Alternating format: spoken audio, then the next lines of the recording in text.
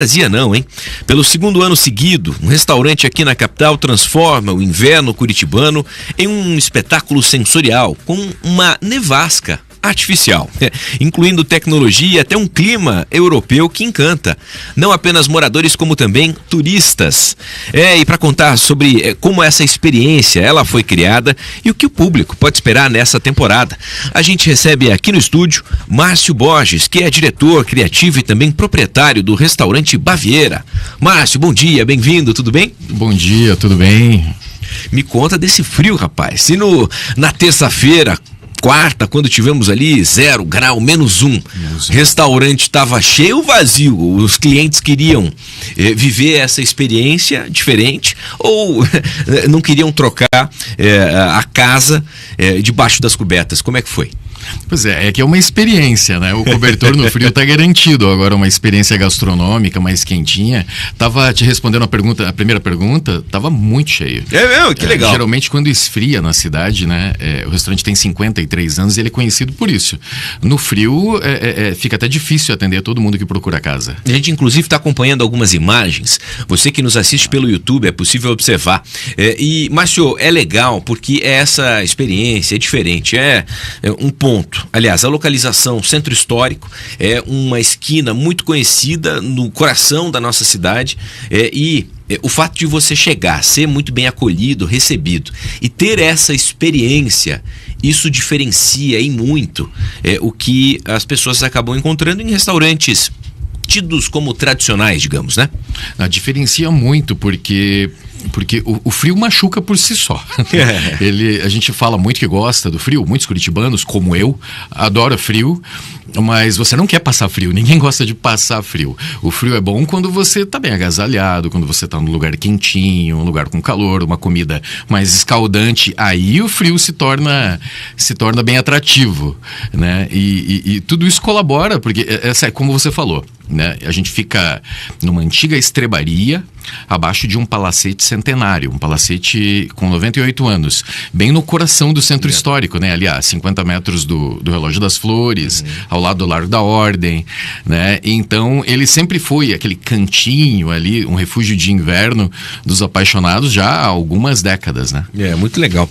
E até você falou em apaixonados, a gente teve o Dia dos Namorados aí também, né? Então, são várias datas que o setor trabalha para conseguir trabalhar com alta ocupação, pensando nesse momento econômico delicado, difícil, mas que tem gerado resultado. Como que vocês têm avaliado esse momento aí no setor? Na verdade, é diferenciação, é o que a gente busca, né? Quando nós assumimos o restaurante já tinha ali um pouco mais de 48 anos, ele já era uma marca consagrada, um restaurante clássico da cidade, mas ele carecia muito de inovação, né? A comida é a mesma, né? Os pratos são todos receitas originais do início da década de 70, né? E isso tudo continuou levando pessoas para lá, o retorno das pessoas acontecia, mas faltava inovação. Então, hoje, para você poder equilibrar de janeiro a janeiro, com a temperatura oscilando, com o bolso oscilando, você tem que estar criando soluções diferentes, criando temáticas, é o que a gente tem feito. Muito bacana. Essa nevasca, essa neve artificial, como é que funciona isso? Só na parte de fora, externa do restaurante, na recepção aos clientes, e hoje em dia tudo é instagramável, todo mundo aproveita para bater foto, fazer vídeo, publicar nas redes sociais, e o quanto isso repercute entre os amigos daquelas pessoas, né? Porque acredito que todo mundo fala, nossa, mas onde foi? E como é que foi essa experiência? É bacana, todo mundo quer saber e desperta a curiosidade. É bem esse o ponto. A história da neve, ela é bem curiosa. Ela não foi pensada para isso, sabe? Um dos meus primeiros trabalhos, a primeira empresa que eu abri há muitos anos atrás, era uma locadora de som e luzes. Eu trabalhava com estúdio também, mexia com som. Então você tá em casa aqui? Tô muito em casa. Aliás, bem bacana o estúdio, por sinal, viu? Valeu. E nessa área de som e iluminação, a gente também começava a explorar lá atrás, na década de 90 ainda, efeitos. Então eu aprendi muito sobre efeitos e saí desse mercado há muito tempo, mas a gente continua de olho. E a inovação do Baviera, quando a neve foi instalada, era a temática de Natal germânico.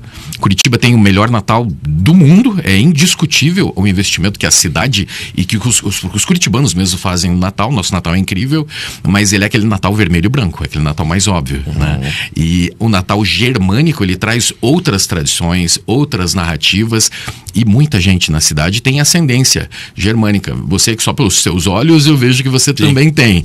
Todos nós temos, né? Nós quase todos somos italianos ou alemães ou descendentes de alguém que passou por ali. E isso conecta muitas pessoas. E a questão da neve, a gente comprou ao longo desses 4 anos e meio 3 equipamentos. A gente ia a algumas feiras, via equipamento, né, que existe, né, equipamento que solta neve e tal. A gente comprava, levava na frente do restaurante, ligava, guardava na caixa de volta e empurrava. Porque era uma coisa muito grosseira, ficava estranho, sabe? Ou fazia muita espuma na calçada, o pessoal podia escorregar. E isso aconteceu umas 3 vezes, de comprar e não poder usar. E aí numa feira muito tecnológica que nós fomos, no ano passado, havia uma máquina que produzia uma neve que era encantadora. Ela era muito próxima da realidade. Uhum. E a gente levou no Natal como complemento. A gente colocou lá em cima e começou a ligar, disparar e tal. É tudo com controle remoto, é um sistema que envolve várias máquinas, é um fluido que não faz espuma, não escorrega, ele desintegra, ele bate no teu casaco, no teu cabelo, e ele dura um tempo, fica aquele cabelo cheio de neve. Tem algumas imagens ali que mostram. E ele vai desintegrando naturalmente, sem deixar mancha, sem ficar ensaboado, sem nada. E aí foi soltado isso durante a nossa programação de Natal, que foi em novembro e dezembro. Acontece que todo mundo falava da neve. A decoração foi incrível, objetos todos trazidos de fora, uma coisa muito legal, conectou bem legal. Mas as pessoas falavam na neve. E a gente recebeu pessoas de todos os estados brasileiros entre novembro e dezembro. De todos os estados do Brasil. E alguns chegavam apontando já pro porteiro na entrada. A gente veio aqui pra ver neve, viu? Cadê a neve? A gente ia pro Rio Grande do Sul. A gente fez uma escala aqui pra passar uma noite pra jantar aqui e ver neve. E isso ficou muito legal. Nos surpreendeu. E agora no inverno a gente resolveu colocar de volta. Porque a impressão que o curitibano tem quando dá essa friaca toda é que pode nevar a qualquer momento. A gente sabe disso, é o que a gente sente. E podia, né, Márcio? Se tivesse uma neve assim, né? Só pra matar a saudade. A gente teve em 2013, né? Uma pequena, bem fraquinha. Você viu? Não vi. Eu vi, tinha acordado bem cedo naquele dia, eu vi um pouquinho, foi muito rápido, mas em 75 a gente teve uma nevasca bem legal, né? Que é a mais famosa, mas o que pouca gente comenta é que a maior nevasca já registrada foi em 1928, que nevou 3 dias e chegou a juntar em alguns lugares da cidade mais de 50 centímetros de neve no chão. Caramba! Essa foi a maior, que coincide com a data de inauguração do imóvel que a gente ocupa, o Palacete. Ele também é de 1928. Então podia nevar e a gente faz. Fica muito legal, porque quando as pessoas saem, tomam umas tacinhas de vinho e sai, e ela não sai ali na parede, né? Tudo por controle remoto, ela vem lá de cima, o vento trabalha ela, e de repente você sai com aquele frio, puxa o casaco e começa a cair floco de neve. Aí, como o nosso porteiro sempre fala, o pessoal volta pra 5ª série. Vira uma graça. Muito legal. Olha, você que está nos acompanhando pela rádio e internet, a gente está conversando com o Márcio Borges, que é diretor e proprietário do restaurante Baviera, que inclusive, né, chegou a transformar esse momento, essa experiência do inverno curitibano, um jantar em um restaurante com mais de 50 anos de história, nessa experiência sensorial que inclui também a neve, nessa recepção, na chegada dos clientes. Márcio, aproveitando a tua participação conosco, hoje como é que está a questão do centro histórico? Há uma preocupação, o próprio prefeito Eduardo Pimentel já lançou essa iniciativa do Domingo no Centro, vários projetos para movimentar ainda mais a região do centro, não a parte apenas do centro histórico ali de cima, né? Como até mesmo mais embaixo, para baixo da Rua 15. Como que você, enquanto empresário, também diretamente envolvido no setor de bares e restaurantes, acaba olhando, percebendo essa gestão do prefeito e o quanto as coisas têm melhorado ou piorado quando a gente fala nesse aspecto?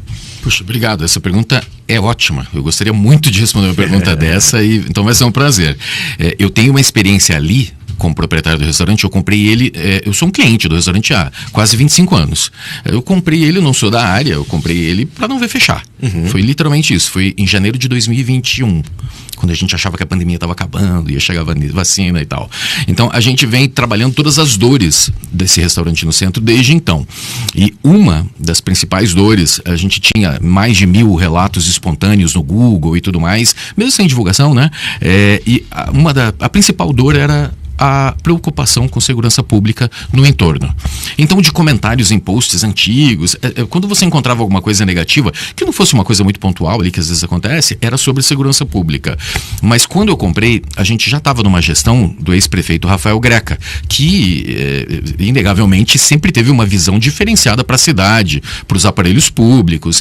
Então, estava já melhor do que antes. Mas o restaurante sempre teve do outro lado da rua ali, o pessoal em situação de rua que ficava encostado no muro e tudo mais. O nosso fundador proprietário, o seu Giovanni Muffoni, né, o antigo dono, um senhor cristão, sempre saiu por ali, ele foi solteiro praticamente a vida toda, e ele sempre saía dali com comida sobrando, porque sobra sempre na mesa, né, com a sacola, e ele entregava, cristão que sempre entregava para as pessoas na porta do restaurante.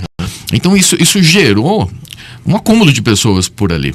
E são pessoas que a gente não tem um histórico, na verdade, de assalto, de nada ali, sabe, de furto.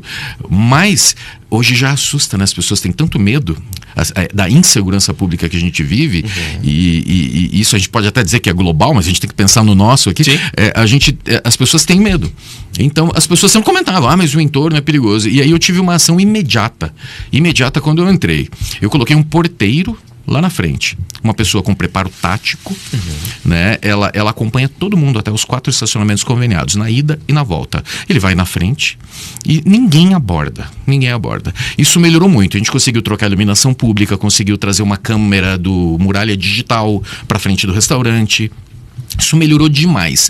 Agora, trazendo para a última fase da tua pergunta, que é da atual gestão, eu não conheço ainda o Eduardo, nem o vice dele, mas o Paulo, que é o vice, esteve no restaurante um dia desses, e ele comentou, eu não estava lá, mas ele comentou com a equipe algumas coisas sobre o centro e tudo mais, e eu noto, desde o início dessa gestão, que o outro lado da rua, onde as pessoas pararam, né, naquele momento de ficar em frente ao restaurante, mas foram pro outro lado da rua, mais para a esquina de baixo. A gente conseguia vê-los ainda, mais de longe. O número reduziu, olha, eu vou te dizer que pelo menos em 80% o número de pessoas na rua ali na frente. Essas pessoas são usuários, né? São usuários de drogas, né? São pessoas que não fazem mal para ninguém, teoricamente a gente não vê nada ali, mas são pessoas que estão num estado muito crítico, então é perturbador cruzar com elas, né? E isso reduziu demais. Então, eu particularmente não conheço pessoalmente o atual prefeito, nem o vice, que já até me visitou, mas eu acho que essa ideia é espetacular. Esse é um problema muito grave em todo o centro histórico do mundo. Pelo menos eu posso afirmar nos lugares que eu já estive. É igual. Os centros históricos são muito parecidos com os nossos, com o nosso, porque são europeus, não os mais antigos, mas você tem essas pessoas. É um movimento cada vez mais crescente, onde essas pessoas vão parar na rua, né? E há aquele outro movimento que fala, é o direito delas, ninguém mexe nelas. Então o poder público também fica de mãos atadas, fica algemado, porque tem vontade nós temos a FAS, que é um exemplo para o mundo, mas eles não obrigam ninguém a ir para lá. Então a gente vive esse desafio global e eu acho que Curitiba está na vanguarda disso, viu? Porque se você pegar na Califórnia, em outras cidades, você sabe que está muito pior do que aqui. E Curitiba tem melhorado muito. Então eu acho que, assim como a gente tem cases de sucessos dos parques que evitam as inundações, os cases de sucesso do nosso mobiliário urbano todo, do nosso deslocamento, eu acho que esse pode ser mais um. Porque a melhora a gente percebe. Onde nós estamos, que é bem no coração, a gente percebe a cada dia essa melhora, sabe? Interessante. E essas ações, ou quais soluções você acredita que é possível implementar para que esse caminho de melhora ele não seja interrompido, que persista? Você comentou a questão da iluminação pontual ali naquela região, mas a importância de ampliação disso para outros locais, questão de patrulhamento, policiamento, guarda municipal, a região ali das ruínas de São Francisco durante a noite, a concentração de públicos ou de festas, isso acaba incomodando, é um problema? Na sua percepção, em que aspectos é possível avançar? Pois, olha, esse é o problema que ninguém ainda resolveu, né? Pelo que a gente percebe no mundo todo. A fórmula mágica é o prêmio de milhões, né? Eu acredito muito em ocupação dos espaços. A gente precisa ocupar os espaços. Nós temos algumas pessoas que uma vez comentaram lá, né, que a gente iluminou muito à frente e que isso nos dá mais propriedade para as pessoas que frequentam aquilo ali. Com luz você espanta o pessoal que tem outras intenções, que você, ao dar luz para uma coisa, você se aproxima mais dela, você ocupa mais o espaço. Eu acredito que isso é muito importante.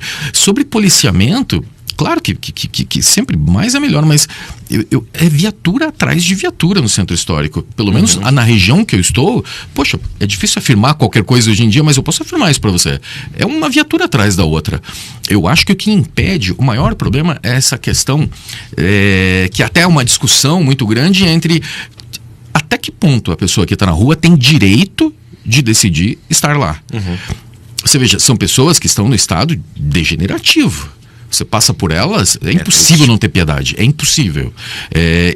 Será que essa pessoa, ela não precisava ser interditada? Ela não precisava ser ajudada? Ela não vai, dificilmente ela vai sair desse buraco sozinha, sabe? Eu acho que existem muitos aparelhos, existem muitas ações nesse sentido e muita boa vontade, até do poder público. O que atrapalha, ao meu ver, é essa distonia. Você não entender até que ponto o Estado pode interferir nisso e até que ponto isso é errado ou isso não vai trazer resultado. Eu acho que esse é o ponto central. Se a pessoa está disposta a receber ajuda, né, e muitas vezes não está.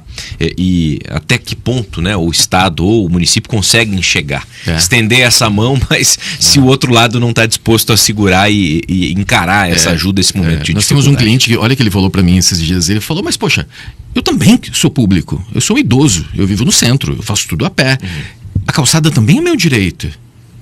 Entendeu? Como que a pessoa pode trazer um colchão e ficar ali? Isso não é digno para ela, para a vida dela. Sendo que Curitiba oferece, até para os estrangeiros, Curitiba oferece para os venezuelanos, haitianos, que tá cheio na cidade. Inclusive, a gente emprega uns 10, eu acho, já empregou mais até, pessoas que estão ali. A prefeitura ajuda, a prefeitura dá moradia por um mês, para o cara conseguir um emprego, dá os benefícios sociais. Então, existe um aparelho para cuidar disso, sabe? E essa mesma calçada que a pessoa pode falar, quero ficar por aqui, eu acho que ela não está, eu pessoalmente acho que ela não está em posição de decidir naquele estado que ela quer ficar ali. E aquela calçada também pertence a outras pessoas. Pertence a todo mundo, né? Márcio, pra gente fechar, então o convite, né, para quem está nos acompanhando e ficou interessado em conhecer essas transformações, essas inovações necessárias para cada negócio, mas para que você pudesse convidar a nossa audiência aí com relação a esse momento bacana que vocês estão vivendo. Ah, que legal. Curitiba tem que ser aproveitada no frio. Tem que ser muito aproveitada. E nada melhor de aproveitar do que você estar num lugar histórico, um lugar todo quentinho. E falando de comida, né? O restaurante oferece muitos pratos clássicos, receitas originais. A mais famosa de todas é a nossa sopa de cebola. Não sei se vocês conhecem. Se não conhecem, agora estão convidados a conhecer. A nossa sopa de cebola é a sopa mais famosa do Brasil.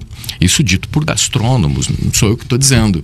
É uma sopa toda feita em camadas, que leva vários preparos de caldos, tipos de cebola e um parmesão uruguaio capa preta em cima, gratinado no forno a lenha. Ela é incrível. Mas a gente tem o calzone, que é o calzone mais premiado da cidade. Nós temos os filés mignons, a lasanha com a massa mais fina que você já viu, e tudo isso gratinado no forno a lenha. Abre para o almoço e para o jantar e é comida para compartilhar. Até tem pratos individuais, mas é uma comida quente para se compartilhar. Fica todo mundo convidado aí para almoçar, para jantar. A gente não fecha nunca, tá? Abre de segunda a segunda, tanto no almoço ou no jantar. Que legal. Tá aí Márcio Borges, diretor criativo e proprietário do restaurante Baviera, bem localizado, região do Centro Histórico, inclusive muito bacana. Tá aí. Obrigado, Márcio. Sucesso para você. Obrigado, pessoal. Foi um prazer. Valeu. Vamos lá, seguindo agora 11h30, na sequência